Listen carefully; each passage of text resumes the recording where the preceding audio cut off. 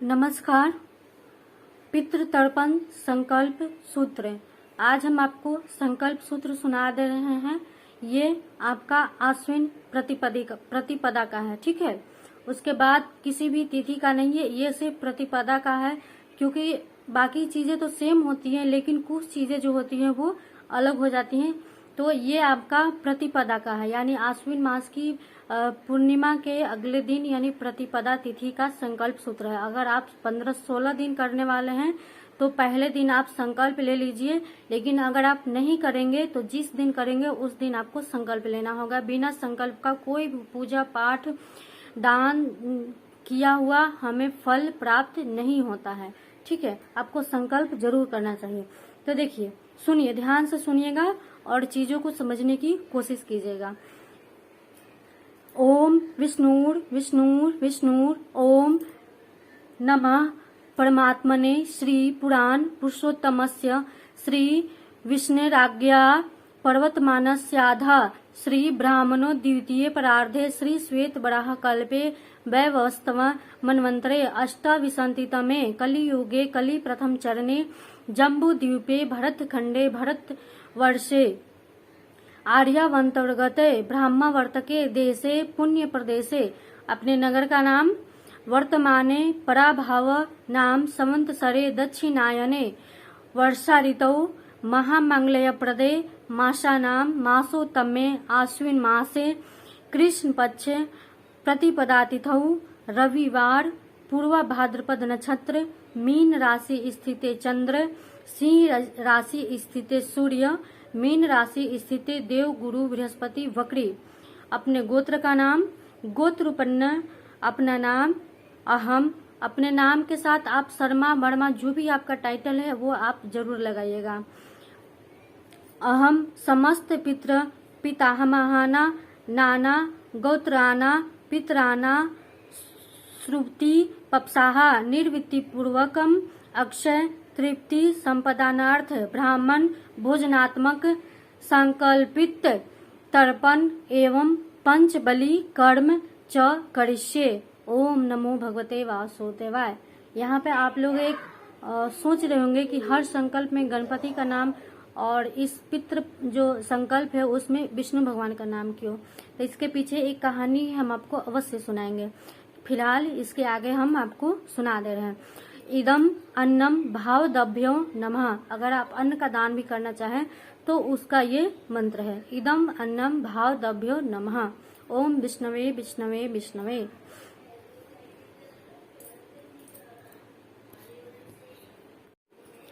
इस वीडियो में हम जानेंगे कि आखिर विष्णु भगवान का नाम ही क्यों लिया जाता है पितृतर्पण के दौरान। तो एक गयासुर नाम का एक राक्षस था। वो था तो असुर, पर उसके हृदय में अपार प्रेम और दया थी। वो अपने तप से भगवान विष्णु को प्रसन्न किया और भगवान विष्णु से वर मांगा कि हे प्रभु, मेरे तप का फल बस इतना ही हो कि जो भी मुझे देखे, मनुष्य देव राक्षस असुर जीव, जो भी मुझे सजीव प्राणी देखे, वो मुझे देखने के पश्चात मृत्यु लोक के सभी पापों से बच करके स्वर्ग लोक को प्राप्त करे, यानी आपके देवकूट भाव को जो आपका धाम है उसे प्राप्त करे, ठीक है।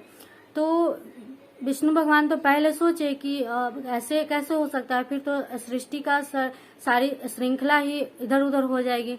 लेकिन फिर भी उन्होंने उनको वरदान दिया और कहा कि ठीक है, आपके दर्शन मात्र से जितने भी जीव होंगे, असुर गंधर्व राक्षस मुनि जो भी होंगे, वो आपके दर्शन मात्र से देवकूट धाम को प्राप्त करेंगे। ऐसा चलने लगा, क्रम से बहुत सालों तक ऐसा चलने लगा। किसी को भी सजा नहीं मिलती थी। यम महाराज तो वो भी परेशान हो गए। चित्रगुप्त थे, जिनका काम कर्मों का लेखा जोखा था, वो भी परेशान हो गए कि हम क्या करें, क्योंकि सारे लोग गयासुर का दर्शन करने के बाद वैकुंठ धाम को प्राप्त करने लग रहे हैं। फिर बहुत सारे देवों की सभा हुई, वहां पे बहुत सारे विचार विमर्श हुए और उन्होंने भगवान विष्णु से कहा कि आप कुछ कीजिए। तब भगवान विष्णु गयासुर के पास गए। वो अपने तपस्या में लीन थे। वो भगवान गयासुर के पास गए और उन्होंने कहा कि इस तरह से पूरी सृष्टि की श्रृंखला जो है वो बिगड़ रही है। गयासुर, तुम्हें ऐसा करने में तुम्हें तो बहुत अच्छा लग रहा है, तुम अपने पुण्य का जो क्षय हो वो तो तुम अच्छी तरह से कर रहे हो, क्योंकि देखने से पुण्य का बंटवारा हो जा रहा है ना। जो भी जीव होते हैं वो उनका पाप जो है वो क्षय हो जा रहा है, तो पाप क्षय हो जा रहा है तो गयासुर का पुण्य उनको प्राप्त हो रहा है, तभी तो क्षय हो जा रहा है। तब भगवान विष्णु ने कहा कि तुम कितना तप करोगे कितना तप करोगे जिससे पूरी जो संसार की जो लोग हैं, जीव है, जंतु है, वो तुम्हारे दर्शन करेंगे। तब गयासुर ने कहा कि प्रभु मैं अपने अंतिम सांस तक तपस्या करूंगा जिससे सभी लोग जो हैं वो आपके बैकुंठ धाम को प्राप्त करें। तब भगवान विष्णु ने कहा कि नहीं गयासुर, ऐसा कब तक चलेगा। तब उन्होंने कहा कि फिर प्रभु आप ही बताइए क्या करें हम। तब उन्होंने कहा कि हमें तुम्हारी मदद की आवश्यकता है। मैं तुम्हारे जो पुण्य है, तुम्हारे कर्मों का जो पुण्य है, तपस्या का जो पुण्य है, उसको मैं लोगों के हित में ही इस्तेमाल करूंगा। तुम्हारी इच्छा जो है वो पूरी जरूर होगी, लेकिन इस तरह से नहीं। लोगों के कर्मों का भी तो लेखा जोखा है, उनके अपने कर्मों का जो उन्होंने कर्म किए हैं उनको भी तो उनको भोगने दो। भोगने के पश्चात तुम जो है उन मोक्ष प्रदान करना, मतलब उनको बैकुंठ धाम प्रदान कर। तब उन्होंने कहा कि तो प्रभु आप जैसा चाहते हैं वैसा आप कीजिए।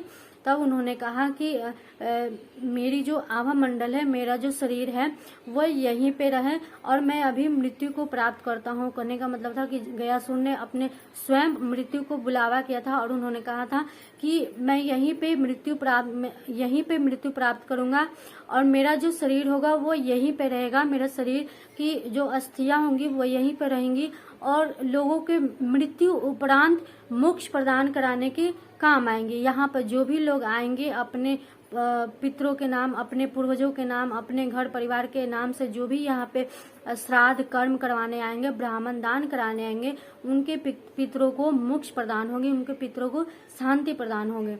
और इस गयासुर के नाम से ही गया, जो बिहार में गया जी है, उनका नाम पड़ा था और उसी समय से वहां पर जो है वो गयासुर के नाम पर गया जी श्राद्ध कर्म पिंड दान करवाने के नाम से विख्यात हो गए। और वहां पर जितने भी जो भी पिशाच योनि में, प्रेत योनि में जितने भी होते हैं, जिनकी भी अकाल मृत्यु होती है, उन सब की शांति वहां पे कराई जाती है। आप लोगों ने सुना ही होगा, गया जी सबसे प्रधान है। विदेशों से लोग आते हैं यहाँ पर श्राद्ध कर्म कराने।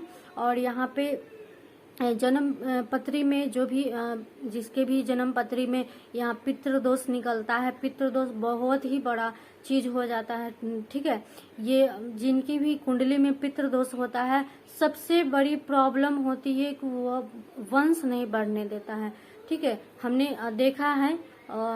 तो हम आपको बता दे रहे हैं कि अगर आपके घर में ऐसी कोई परेशानी आ रही है तो आप समझ जाइए कि कहीं ना कहीं पितृदोष है। मेडिकल प्रॉब्लम तो होंगी ही, लेकिन पितृदोष वहाँ पे बहुत बड़ा कारण बन जाता है। तो ऐसा कुछ है तो आप गया जी में जाकर के श्राद्ध कर्म ब्राह्मण दान, ब्राह्मणों के हाथ से पिंडदान जरूर करवाइए। पितृदोष होता है तो सबसे पहले आपके घर में बरकत नहीं होने देगा। ठीक है, बढ़ने नहीं देता है।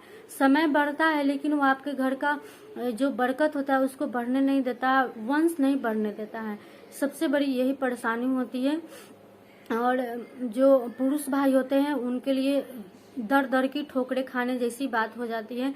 तो इस चीज का आप अगर आप गया जी नहीं जा सकते हैं, श्राद्ध कर्म नहीं करवा सकते हैं, तो आपको हर अमावस्या पर मैंने बहुत सारी वीडियो डाल रखी है, आपको देखना चाहिए। आप देख सकते हैं, सर्च कर सकते हैं, वहाँ पे मैंने आपको बताया है कि कुछ नहीं कर सकते हैं तो आप हर अमावस्या तिथि को आपको तर्पण ब्राह्मण भोजन जरूर करना चाहिए। अगर आप स्वयं अपने हाथ से भोजन बनाकर नहीं करा सकते हैं तो आपको कच्चा अनाज जो दिया जाता है उसको आप समय समय पर जरूर कराना चाहिए, देना चाहिए। और इससे भी अगर आप नहीं कर सकते हैं तो कुछ पैसे ब्राह्मण को जरूर करना चाहिए। ये सारी चीजें करने का समय वही दोपहर में होता है, 11:30 से 12:30 के बीच में जो अभिजीत मुहूर्त होता है उसी समय में करना चाहिए। ये सबको करना चाहिए। फिर अगर इससे बहुत बड़ी, अगर जो लोग संपन्न परिवार के होते हैं वो लोग जो है वो भागवत कथा करवाते हैं, भागवत कथा का पाठ करवाते हैं। 9 दिनों का जो महायज्ञ होता है वो होता है।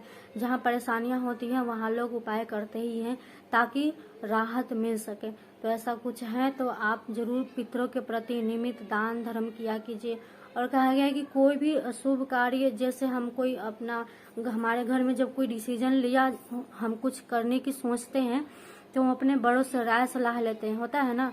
तो ठीक उसी तरह से हम अपने पितरों को याद करते हैं, उनसे हम आशीर्वाद मांगते हैं, उनकी पूजा अर्चना करते हैं और उनसे आशीर्वाद मांगते हैं। और यह हम कहते हैं उनसे कि हम जो भी कार्य करने जा रहे हैं आप हमारी उसमें सक्षम पूर्वक हमारी मदद कीजिए और हमें अपना आशीर्वाद दीजिए और हमारे ऊपर आने वाली हर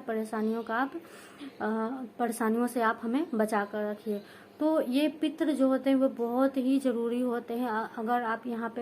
अगर आपके सपने में आपके मृत पिता माता या दादी दादा जो भी हैं वो अगर आपके सपने में बार बार आ रहे हैं तो इसका सीधा यही मतलब होता है कि वो आपसे जलांजलि चाहते हैं। ठीक है, जलांजलि मतलब तर्पण चाहते हैं, दान चाहते हैं, ब्राह्मण भोजन करवाना चाहते हैं। तो उनका सीधा मतलब यही होता है आप कुछ कीजिए, करना चाहिए, सबको करना चाहिए, बहुत ज़रूरी होता है। ठीक है, तो नेक्स्ट वीडियो में हम आपको बताएंगे कि आप तर्पण कैसे कर सकते हैं, करके दिखाएंगे। थोड़ी बहुत परेशानी होगी मुझे करने में, लेकिन मैं आपको करके ज़रूर दिखाऊंगी। चलिए सबको राधे राधे।